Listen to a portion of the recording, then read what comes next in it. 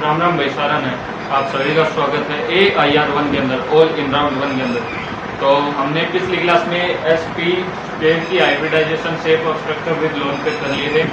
अब SP cube पे देखते हैं।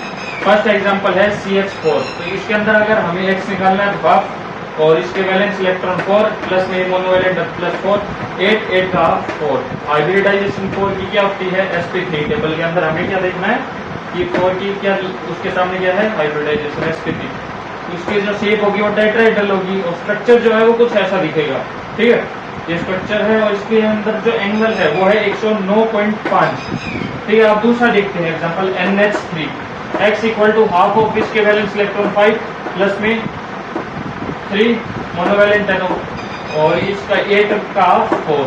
अब देखो 4 और यहाँ पर कितना है? 3 है, तो सेंट्रल एटम के अलावा 3 और 4, तो 4 माइनस 3 1 का डिफरेंस आया। तो 1 का डिफरेंस मतलब कितने लोन पेयर होंगे? इसके अंदर 1 लोन पेयर होगा।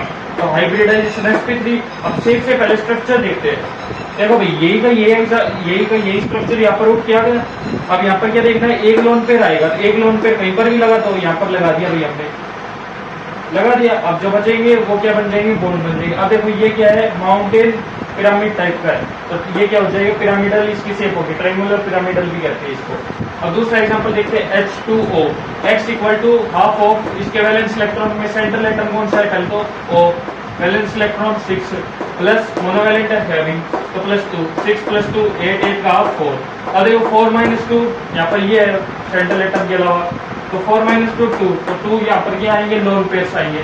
हाइब्रिडाइजेशन जो है वो SP3 रहेगी।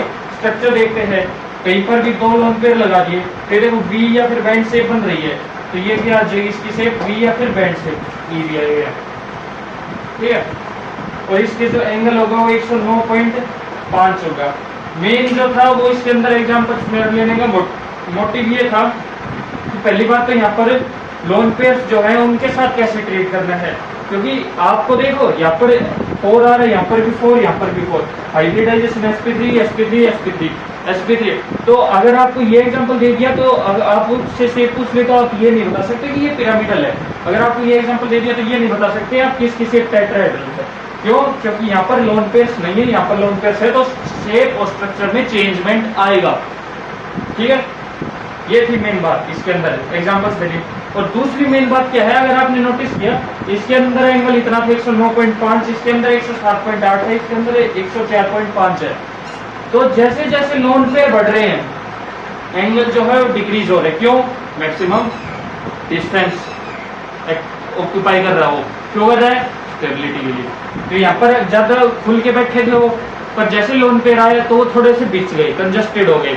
और लोन पेयर आए तो उनमें मतलब क्या हो रहा है, यहाँ पर जितना ज्यादा लोन पेयर होंगे वहां पर रिपल्सन उतना ही ज्यादा होगा। मेन मोटिव ये कहने का। तो इससे क्या समझ आ रहा है?